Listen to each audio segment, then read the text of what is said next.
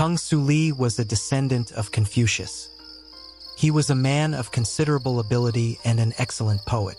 A fellow student to whom he was much attached became magistrate at Tiantai and sent for Kung to join him. Unfortunately, just before Kung arrived, his friend died, and he found himself without the means of returning home. So he took up his abode in a Buddhist monastery where he was employed in transcribing for the priests. Several hundred paces to the west of this monastery, there was a house belonging to a Mr. Shan, a gentleman who had known better days but who had spent all his money in a heavy lawsuit. And then, as his family was a small one, had gone away to live in the country and left his house vacant. One day there was a heavy fall of snow which kept visitors away from the monastery, and Kung, finding it dull, went out. As he was passing by the door of the house above mentioned, a young man of very elegant appearance came forth, who the moment he saw Kung ran up to him, and with a bow entered into conversation, asking him to be pleased to walk in. Kung was much taken with the young man and followed him inside. The rooms were not particularly large but adorned throughout with embroidered curtains, and from the walls hung scrolls and drawings by celebrated masters. On the table lay a book, the title of which was Jottings from Paradise. And turning over its leaves, Kung found therein many strange things. He did not ask the young man his name, presuming that as he lived in the Shan family mansion, he was necessarily the owner of the place. The young man, however, inquired what he was doing in that part of the country, and expressed great sympathy with his misfortunes, recommending him to set about taking pupils. "Alas," said Kung, "who will play the Maecenas to a distressed wayfarer like myself?"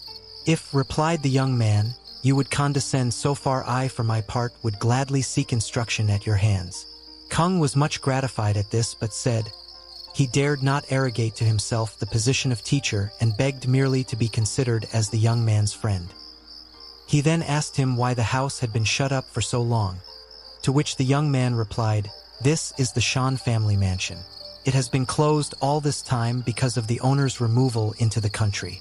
My surname is Huangfu and my home is in Shinsai, but as our house has been burnt down in a great fire, we have put up here for a while." Thus Mr. Kung found out that his name was not Shan. That evening they spent in laughing and talking together, and Kung remained there for the night. In the morning a lad came in to light the fire, and the young man, rising first, went into the private part of the house. Mr. Kung was sitting up with the bedclothes still huddled round him when the lad looked in and said, "Master's coming." So he jumped up with a start, and in came an old man with a silvery beard, who began to thank him, saying, "I am very much obliged to you for your condescension in becoming my son's tutor. At present he writes a villainous hand, and I can only hope you will not allow the ties of friendship to interfere with discipline."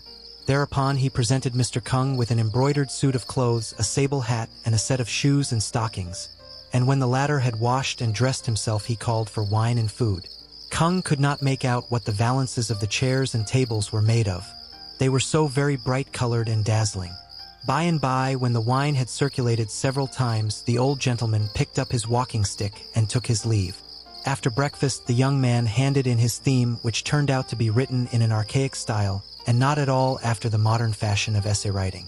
Kung asked him why he had done this, to which the young man replied that he did not contemplate competing at the public examinations. In the evening they had another drinking bout, but it was agreed that there should be no more of it after that night. The young man then called the boy and told him to see if his father was asleep or not, adding that if he was, he might quietly summon Miss Perfume. The boy went off, first taking a guitar out of a very pretty case, and in a few minutes in came a very nice-looking young girl. The young man bade her play The Death of Shun, and seizing an ivory plectrum, she swept the chords, pouring forth a vocal melody of exquisite sweetness and pathos. He then gave her a goblet of wine to drink, and it was midnight before they parted. Next morning they got up early and settled down to work. The young man proved an apt scholar. He could remember what he had once read, and at the end of 2 or 3 months had made astonishing progress.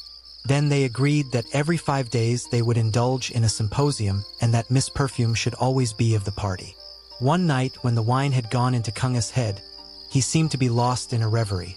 Whereupon his young friend, who knew what was the matter with him, said, "This girl was brought up by my father. I know you find it lonely, and I have long been looking out for a nice wife for you. Let her only resemble Miss Perfume," said Kung, "and she will do." "Your experience," said the young man laughing, "is but limited, and consequently anything is a surprise to you. If Miss Perfume is your beau ideal, why, it will not be difficult to satisfy you. Some 6 months had passed away when one day Mr. Kung took it into his head that he would like to go out for a stroll in the country. The entrance, however, was carefully closed, and on asking the reason, the young man told him that his father wished to receive no guests for fear of causing interruption to his studies. So Kung thought no more about it, and by, when the heat of summer came on, they moved their study to a pavilion in the garden. At this time Mr. Kung had a swelling on the chest about as big as a peach, which in a single night increased to the size of a bowl. There he lay groaning with the pain while his pupil waited upon him day and night. He slept badly and took hardly any food, and in a few days the place got so much worse that he could neither eat nor drink. The old gentleman also came in, and he and his son lamented over him together. Then the young man said, "I was thinking last night that my sister chiao-no would be able to cure Mr. Kung, and accordingly I sent over to my grandmother's asking her to come. She ought to be here by now." At that moment a servant entered and announced Miss Chiao-no, who had come with her cousin, having been at her aunt's house. Her father and brother ran out to meet her and then brought her in to see Mr. Kung. She was between 13 and 14 years old and had beautiful eyes with a very intelligent expression in them and a most graceful figure besides. No sooner had Mr. Kung beheld this lovely creature than he quite forgot to groan and began to brighten up. Meanwhile the young man was saying, "This respected friend of mine is the same to me as a brother.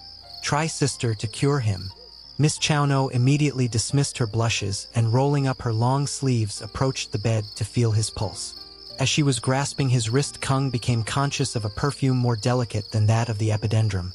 And then she laughed, saying, "This illness was to be expected, for the heart is touched. Though it is severe, a cure can be effected, but as there is already a swelling, not without using the knife." Then she drew from her arm a gold bracelet, which she pressed down upon the suffering spot until by degrees the swelling rose within the bracelet and overtopped it by an inch and more, the outlying parts that were inflamed also passing under, and thus very considerably reducing the extent of the tumor. With one hand she opened her robe and took out a knife with an edge as keen as paper, and pressing the bracelet down all the time with the other, proceeded to cut lightly round near the root of the swelling. The dark blood gushed forth and stained the bed and the mat. But Mr. Kung was delighted to be near such a beauty, not only felt no pain but would willingly have continued the operation that she might sit by him a little longer. In a few moments the whole thing was removed, and the place looked like the knot on a tree where a branch has been cut away. Here Miss Chiao-no called for water to wash the wound, and from between her lips she took a red pill as big as a bullet, which she laid upon the flesh, and after drawing the skin together passed round and round the place. The first turn felt like the searing of a hot iron, the second like a gentle itching, and at the third he experienced a sensation of lightness and coolness which penetrated into his very bones and marrow. The young lady then returned the pill to her mouth and said, "He is cured," hurrying away as fast as she could. Mr. Kung jumped up to thank her and found that his complaint had quite disappeared. Her beauty, however, had made such an impression on him that his troubles were hardly at an end. From this moment he gave up his books and took no interest in anything. This state of things was soon noticed by the young man, who said to him, "My brother, I have found a fine match for you." "Who is it to be?" asked Kung. "Oh, one of the family," replied his friend. Thereupon Mr. Kung remained some time lost in thought, and at length said, "Please don't." Then, turning his face to the wall, he repeated these lines: "Speak not of lakes and streams to him who once has seen the sea. The clouds that circle Wu's Peak are the only clouds for me." The young man guessed to whom he was alluding and replied, "My father has a very high opinion of your talents and would gladly receive you into the family, but that he has only one daughter and she is much too young. My cousin Ah-sung, however, is 17 years old and not at all a bad-looking girl. If you doubt my word, you can wait in the veranda until she takes her daily walk in the garden and thus judge for yourself." This Mr. Kung acceded to, and accordingly saw Miss Chiao-no come out with a lovely girl, her black eyebrows beautifully arched and her tiny feet encased in phoenix-shaped shoes, as like one another as they well could be. He was of course delighted and begged the young man to arrange all preliminaries, and the very next day his friend came to tell him that the affair was finally settled. A portion of the house was given up to the bride and bridegroom, and the marriage was celebrated with plenty of music and hosts of guests, more like a fairy wedding than anything else. Mr. Kung was very happy and began to think that the position of paradise had been wrongly laid down until one day the young man came to him and said, "For the trouble you have been at in teaching me, I shall ever remain your debtor. At the present moment, the Shan family lawsuit has been brought to a termination, and they wish to resume possession of their house immediately. We therefore propose returning to Shinsai, and as it is unlikely that you and I will ever meet again, I feel very sorrowful at the prospect of parting." Mr. Kung replied that he would go too, but the young man advised him to return to his old home. This, he observed, was no easy matter, upon which the young man said, "Don't let that trouble you. I will see you safe there." By and by his father came in with Mr. Kung's wife and presented Mr. Kung with 100 ounces of gold. And then the young man gave the husband and wife each one of his hands to grasp, bidding them shut their eyes. The next instant they were floating away in the air with the wind whizzing in their ears. In a little while he said, "You have arrived," and opening his eyes Kung beheld his former home. Then he knew that the young man was not a human being. Joyfully he knocked at the old door, and his mother was astonished to see him arrive with such a nice wife. They were all rejoicing together when he turned round and found that his friend had disappeared. His wife attended on her mother-in-law with great devotion, and acquired a reputation both for virtue and beauty which was spread round far and near. Some time passed away, and then Mr. Kung took his doctor's degree and was appointed governor of the jail in Yan'an. He proceeded to his post with his wife, only the journey being too long for his mother, and by a son was born. Then he got into trouble by being too honest and official and threw up his appointment, but had not the wherewithal to get home again. One day when out hunting he met a handsome young man riding on a nice horse, and seeing that he was staring very hard looked closely at him. It was young Huang Fu. So they drew bridle and fell to laughing and crying by turns, the young man then inviting Kung to go along with him. They rode on together until they had reached a village thickly shaded with trees, so that the sun and sky were invisible overhead, and entered into a most elaborately decorated mansion, such as might belong to an old established family. Kung asked after Miss Chiao-no and heard that she was married. Also that his own mother-in-law was dead, at which tidings he was greatly moved. Next day he went back and returned again with his wife. Chiao-no also joined them, and taking up Kung's child played with it, saying, "Your mother played us truant." Mr. Kung did not forget to thank her for her former kindness to him, to which she replied, "You're a great man now. Though the wound has healed, haven't you forgotten the pain yet?" Her husband too came to pay his respects, returning with her on the following morning. One day the young Huang Fu seemed troubled in spirit and said to Mr. Kung, "A great calamity is impending. Can you help us?" Mr. Kung did not know what he was alluding to, but readily promised his assistance. The young man then ran out and summoned the whole family to worship in the ancestral hall, at which Mr. Kung was alarmed and asked what it all meant.